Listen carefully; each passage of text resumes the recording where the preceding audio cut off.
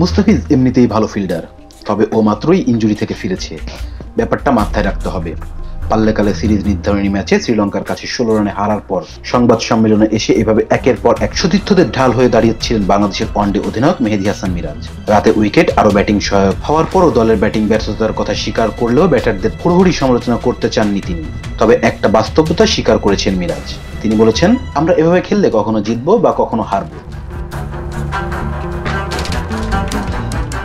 বাংলাদেশ কিভাবে খেলেছে, শ্রীলঙ্কার বোলারদের উপর চড়াই হতে গিয়ে তুলে মেরেছে ব্যাটাররা, কিন্তু পাল্লেকালের সীমানা বড়, তাই ক্যাচ গেছে সীমানায় দাঁড়ানো লঙ্কান ফিল্ডারদের হাতে।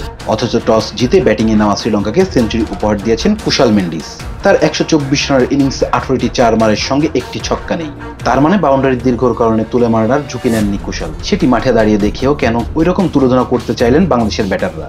জবাবে মিরাজ বলেছেন, আমাদের ব্যাটাররা এভাবেই খেলে অভ্যস্ত, যার যেটা নেচারের খেলা তাকে সেটাই খেলতে দেয়া ভালো। এভাবে খেললে আমরা কখনো জিতি কখনো হারি।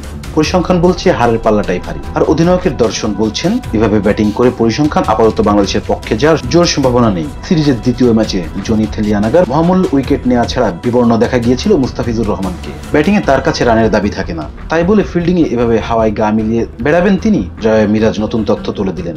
মুস্তাফিজ এমনিতে ভালো ফিল্ডার, চোট থেকে ফিরেছেন, তাই এই তারকা ক্রিকেটার বাজে ফিল্ডিং এর সমালোচনা এড়িয়ে গেছেন অধিনায়ক।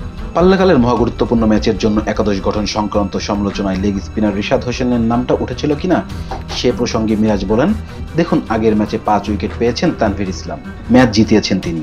এমন একজনকে বসিয়ে অন্য কাউকে খেলানোটা খুবই কঠিন। এত কথার ভিড়ে মিরাজের হারের ব্যাখ্যার চম্বক অংশ পাল্লাকালের উইকেট নিয়ে। দ্বিতীয় ইনিংসে 186 রান তোলা তার কাছে মোটেও অসম্ভব মনে হয়নি। কারণটা তিনি নিজেই বলেছেন, উইকেট ভালো ছিল, রাতে আরো ভালো হয়ে গিয়েছিল, কিন্তু আমরা ব্যাটাররা পারিনি। এই না পারার পেছনে আরেকটি অদৃশ্য বিষয়ের প্রভাব আছে বলে মনে হয় অধিনায়কের কথায়। এমন ম্যাচে আবেগের ব্যাপার থাকে। এর মধ্যে সে দ্বিতীয় ওয়ানডে জিতে সিরিজে ফেরা, এরপর ক্যান্ডিতে এসে শ্রীলঙ্কায় সিরিজের জয়ের স্বপ্ন, তাহলে বাংলাদেশের ক্রিকেটারদের মনের ওপর কি বাড়তি চাপ তৈরি করেছিল? সিরিজ হেরে সংবাদ সম্মেলন উঠে আসে মেহেদী হাসান মিরাজের এই কথারই ইঙ্গিত। Rezwan Islam, B Sports. Please subscribe our channel to get more information about sports world.